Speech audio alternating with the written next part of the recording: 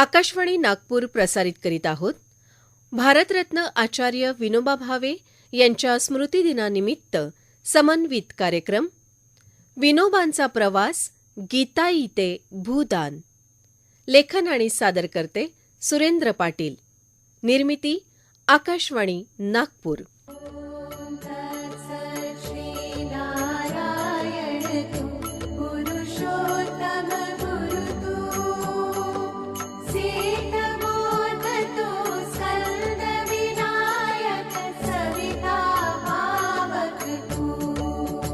सत्य, अहिंसा आणि मानवतेच्या मूल्यांचा जिवंत साक्षात्कार म्हणजे आचार्य विनोबा भावे. त्यांनी गांधीजींचे विचार आत्मसात करून आचरणात आणले. त्यांच्या जीवनातले प्रत्येक पाऊल हे समाजाच्या परिवर्तनासाठीच उचलले गेले. भारताला सामाजिक, आध्यात्मिक आणि नैतिक पुनरुत्थानाची दिशा देणारे हे एक विलक्षण संत, विचारवंत आणि समाज सुधारक.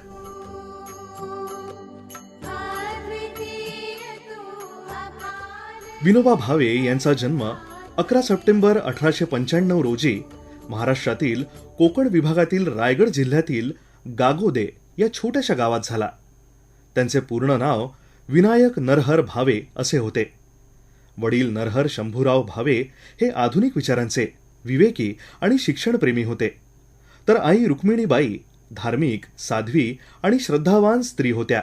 या दोन्ही संस्कारांचा विलक्षण संगम विनोबांच्या मनात लहानपणापासूनच झाला. त्यांना लहान वयातच भगवद्गीतेचे वाचन मिळाले आणि त्या ग्रंथाने त्यांच्या आयुष्याचा मार्ग ठरवला. गीतेतील कर्मयोग आणि समत्व भाव या तत्वांचा त्यांनी पुढे आपल्या संपूर्ण जीवनात अंगीकार केला.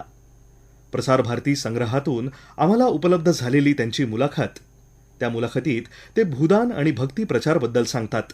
तुम्ही भक्ती मार्गाने मनुष्य आहे आणि भक्तीचा प्रचार करीत आहे. दुसरं काही माझ्या डोळ्यापुढे नाही. भगवंताच्या भक्तीचा प्रचार करावा हा माझा उद्देश आहे. आता यातून भूदान ग्रामदान कार्य होते, आणखी अवांतरी पुष्कळशी कामं होतात, गावोगाव झाली आणि होती. परंतु माझ्या मनानं भक्तीचा प्रचार हेच माझं उद्दिष्ट मी मानलेलं आहे. आणि भक्तीचं स्वरूप जे मला समजलं आहे ते हे की भक्ती म्हणजे विभक्ती नव्हे. आपण वेगळे आहोत समाजापासून, सृष्टीपासून आणि ईश्वरापासून असं ज्याला भासतं तो विभक्त आहे, अलग पडला.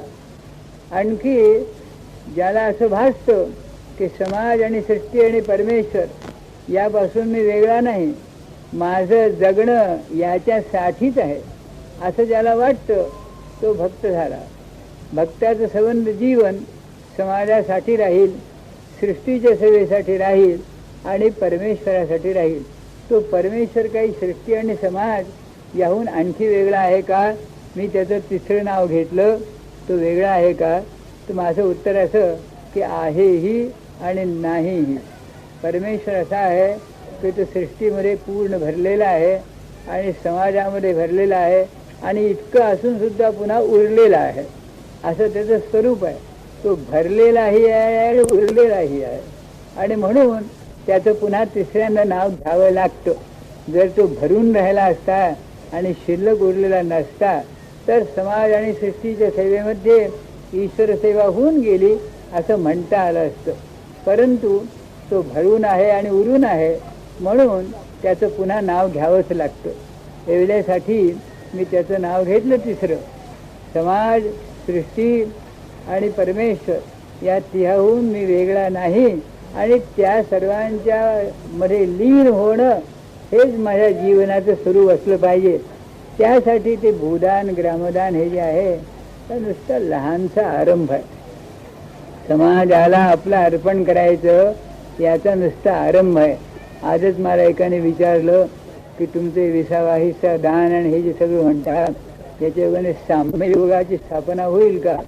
मी त्यांना सांगितलं की साम्ययोगाच्या स्थापनेची आता गरज नाही आहे. आता गरज इतकी आहे की सगळ्यांचा सहयोग व्हावा एवढीच सध्या गरज आहे. तेवढी यानं साधेल. पण अंतिम साध्य म्हणाल तर साम्ययोगच आहे आणि त्या साम्ययोगाचा अभ्यास यानं होणार आहे. हा नुसता हळूहळू पावलं टाकून पूर्ण साम्ययोग साधण्याचा अभ्यास आहे. यालाच भक्ती म्हणतात. विनोबांचा जीवन प्रवास खऱ्या अर्थाने बदलला तो 1916 साली. बनारस हिंदू विद्यापीठातील महात्मा गांधींचे भाषण ऐकल्यानंतर त्यांच्या अंतःकरणात एक नवीन जागृती झाली. त्यांनी ठरवले की पुस्तकातील शिक्षणापेक्षा जीवनातल्या शिक्षणाला महत्त्व आहे. त्यामुळे त्यांनी शिक्षण सोडले आणि थेट अहमदाबादला गांधीजींना भेटायला गेले. 7 जून 1916 हा दिवस त्यांच्या आयुष्यातील निर्णायक दिवस ठरला, कारण याच दिवशी ते गांधीजींना प्रथम भेटले आणि त्यांच्या सत्य, अहिंसा आणि ब्रह्मचर्याच्या मार्गाला आयुष्यभरासाठी स्वीकारले. गांधीजींच्या साबरमती आश्रमात त्यांनी खादी, ग्रामोद्योग, स्वच्छता, शिक्षण आणि ग्रामसेवा या क्षेत्रात मनपूर्वक काम केले. गांधीजींनी त्यांची अभ्यासू वृत्ती आणि संयम पाहून त्यांना आचार्य ही उपाधी दिली. 1921 साली गांधीजींच्या सूचनेनुसार ते वर्धा इथे स्थायिक झाले आणि नंतर पवनार येथे त्यांनी आश्रम स्थापन केले. इथे त्यांनी ग्रामजीवनावर आधारित शिक्षण, श्रमसंस्कार, स्त्रियांचं सक्षमीकरण आणि आत्मनिर्भरतेचा आदर्श मांडला. 1959 मध्ये त्यांनी स्त्रियांसाठी ब्रह्मविद्या मंदिर या संस्थेची स्थापना केली. इथे स्त्रिया श्रम, साधना आणि शेतीच्या माध्यमातून आत्मनिर्भरतेचा मार्ग अनुसरतात. पवनार हे त्यांचे कार्यकेंद्र बनले आणि तिथेच त्यांनी आपले आयुष्य समाजसेवेत व्यतीत केले. इथे त्यांनी ग्रामविकास, स्वावलंबन आणि नैतिक शिक्षणाचे प्रयोग केले. त्यांच्या मते काम हीच उपासना आणि सेवा हीच साधना. दररोज पहाटे प्रार्थना, मग श्रम, वाचन आणि चिंतन ही त्यांची दिनचर्या होती. त्यांनी दाखवलं अध्यात्म म्हणजे केवळ ध्यान नव्हे, तर प्रत्येक क्षणात जागृती. मेरा नाम कंचन है. मैं यहाँ करीब इस जीवन में 43 इयर्स हो गए. 81 में सबसे पहले मैं यहाँ आई थी जब विनोबा जी थे. ये जो आश्रम है ये मुख्यतः बहनों का आश्रम है और इसको विनोबा जी कहते थे कि जैसे साइंस में नया एक्सपेरिमेंट होता है वैसे अध्यात्म के क्षेत्र में भी होना चाहिए. तो इस जगह को उन्होंने कहा है कि मेरी स्पिरिचुअल लेबोरेटरी है कि हम क्या प्रयोग करते हैं, क्या एक्सपेरिमेंट करते हैं. तो सामाजिक क्षेत्र की दृष्टि से देखेंगे तो आप समाज के जो मूलभूत प्रश्न हैं उनको लेकर के हम एक्सपेरिमेंट करते हैं. समाज में मुख्यतः प्रश्न क्या है कि छोटा बड़ा, पढ़ा अनपढ़, धनी गरीब, स्त्री पुरुष, पता नहीं कितने भेद हैं. विनोबा जी कहते थे कि मैं कोई भी भेद नहीं मानता.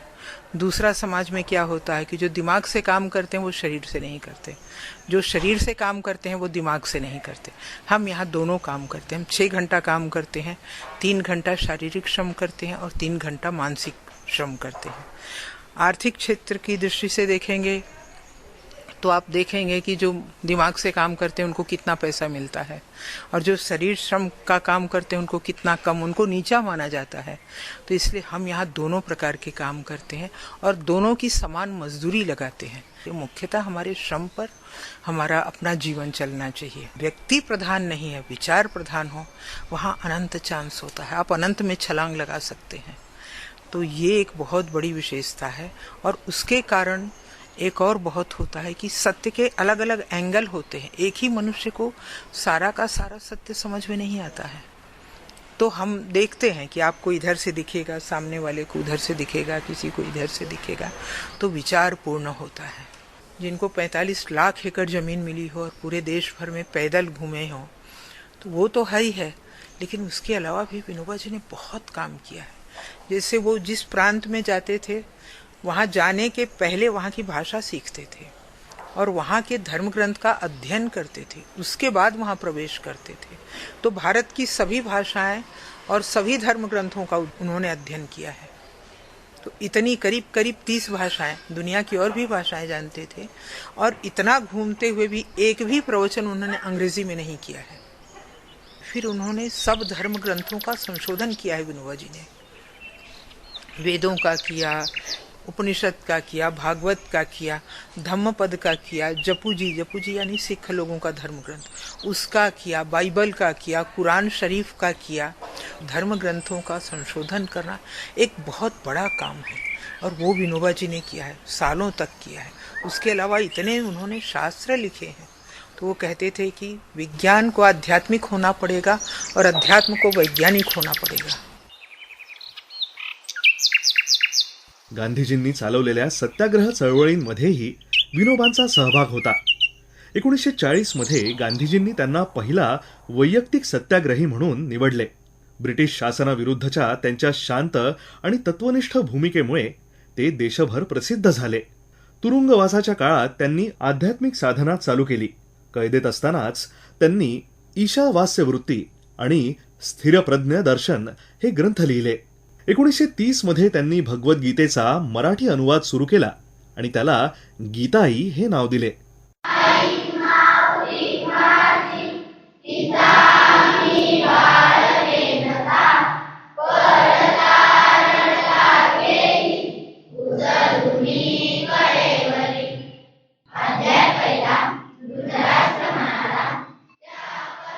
म्हणजेच माझी आई गीता हा ग्रंथ त्यांनी जनसामान्यांना गीतेचं तत्वज्ञान समजावं म्हणून साध्या बोलक्या भाषेत लिहिला.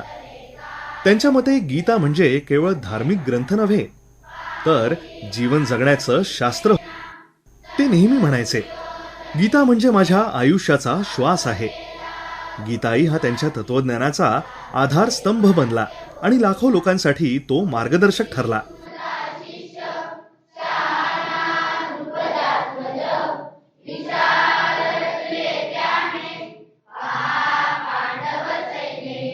स्वातंत्र्यानंतर त्यांनी समाजातील आर्थिक विषमता दूर करण्यासाठी नवा मार्ग निवडला. 18 एप्रिल 1951 रोजी आंध्र प्रदेशातील पोचमपल्ली येथे काही भूमिहीन कुटुंबाशी संवाद साधताना त्यांनी विचारले, या गरीब बांधवांना थोडीशी जमीन देता येईल का? तेव्हा एका जमीनदाराने आपली काही जमीन दान दिली आणि तिथूनच सुरू झाली भूदान चळवळ. विनोबा भावे नंतर 13 वर्षे पायी फिरले. त्यांनी प्रत्येक गावात जाऊन श्रीमंतांना विनंती केली की त्यांनी आपल्या जमिनीचा काही भाग भूमिहीनांना द्यावा. प्रेम, करुणा आणि संवाद यांच्या जोरावर त्यांनी सुमारे 40 लाख एकर जमीन भूमिहीनांना मिळवून दिली. त्यांच्या या चळवळीने भारताच्या सामाजिक संरचनेत मानवी मूल्यांची नवी जागा निर्माण केली. विनोबा भावे हे केवळ समाजसेवक नव्हते तर एक गाढ तत्वज्ञ होते. त्यांनी विविध धर्मांचा सखोल अभ्यास केला. त्यांचा धर्मदृष्टिकोन अत्यंत व्यापक होता. ते म्हणायचे, धर्म हा मंदिरात नाही, माणसात आहे. त्यांनी बायबल, कुराण, उपनिषदे, ज्ञानेश्वरी आणि अनेक ग्रंथांवर भाष्य केले.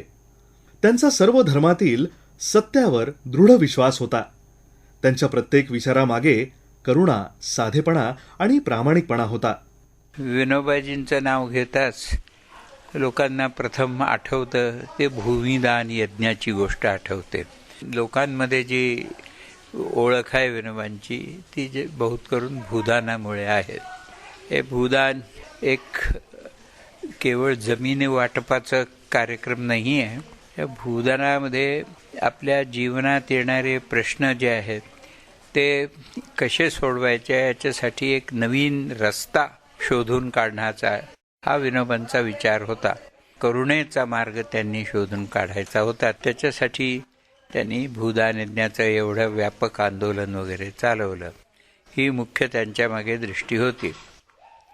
गांधीजी नेहमी सत्यअहिंसा म्हणायचे, पण आपल्या वाणीद्वारा, आपल्या मनाद्वारा, विचारांद्वारा, लेखणीद्वारा कोणत्याही प्रकारे हिंसा होऊ नये हा त्याच्या मागे मुख्य दृष्टी आहे. ही त्याची त्यांची मुख्य दृष्टी होती भूदानाच्या कामामध्ये करुणेचा व्यापक प्रचारही व्हावा आणि करुणेद्वारा म्हणजे प्रेमाद्वारा आपल्या जीवनातले जे प्रश्न आहेत, समाजाचे प्रश्न आहेत ते आपण सोडवू शकतो हा एक मार्ग शोधायचा होता. कारण पदयात्राचं जे साधन आहे हे सगळ्यात महत्त्वाचं साधन असतं आणि ते आपल्याला लोकांच्या गावागावातही घेऊन जातं पण लोकांच्या हृदयापर्यंत पोचवतं. विनोबांचं भूदानाचं काम म्हणजे लोक हृदयात प्रवेश करण्याचं काम होतं.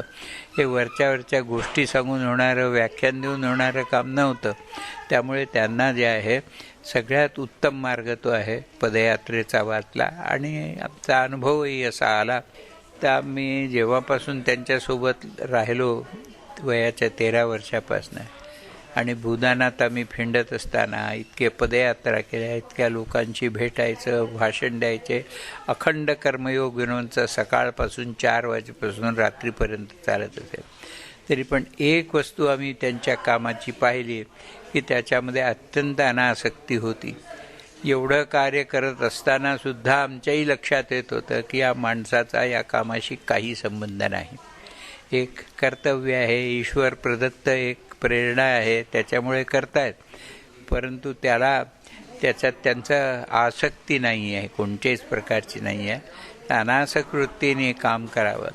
तेव्हा विनोबांचं नेहमीच आहे, गीतेचंही तेच सांगणं आहे की तुम्ही तुमचं कर्तव्य आहे, काम आहे ते करा, परंतु तुम्ही त्याच्यात आसक्त होऊ नका. पण आम्ही ते पाहिलं ते त्यांच्यासाठी एवढं सहज होतं की त्यांना करावं लागतच नसे. त्यांची सहज वृत्तीच अत्यंत अनासक्तीची होती.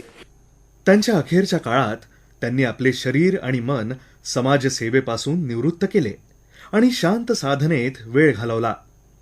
1982 मध्ये त्यांनी सल्लेखना म्हणजेच समाधी मरण स्वीकारले. 15 नोव्हेंबर 1982 रोजी पवनार आश्रमात त्यांनी समाधी घेतली. त्यांच्या निधनाने भारताने एक महात्मा गमावला, पण त्यांचा विचार, त्यांची शिकवण आणि त्यांचा जय जगत संदेश आजही भारताच्या आत्म्यात जिवंत आहे. एक साधू, एक विचारवंत, एक समाज शिक्षक, गांधीजींचे सहचर, पण स्वतःमध्येच एक स्वतंत्र प्रवाह.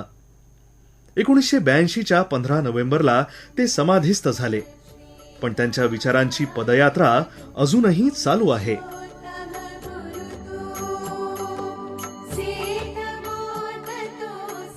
आचार्य विनोबा भावे यांचे आयुष्य हे कर्मयोग, अध्यात्म आणि मानवी प्रेमाचा संगम होता. त्यांनी केवळ विचार मांडले नाहीत, तर ते जगले.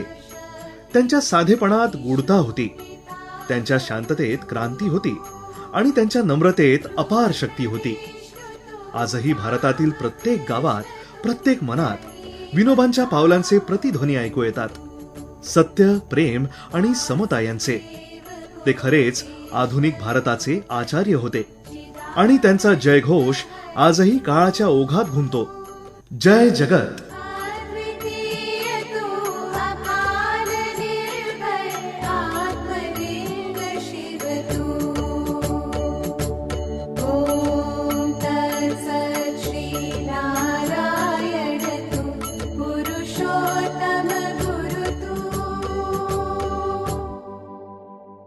श्रोतेहो, आत्ताच आपण ऐकलात भारतरत्न आचार्य विनोबा भावे यांच्या स्मृतिदिनानिमित्त समन्वित कार्यक्रम विनोबांचा प्रवास गीताई ते भूदान.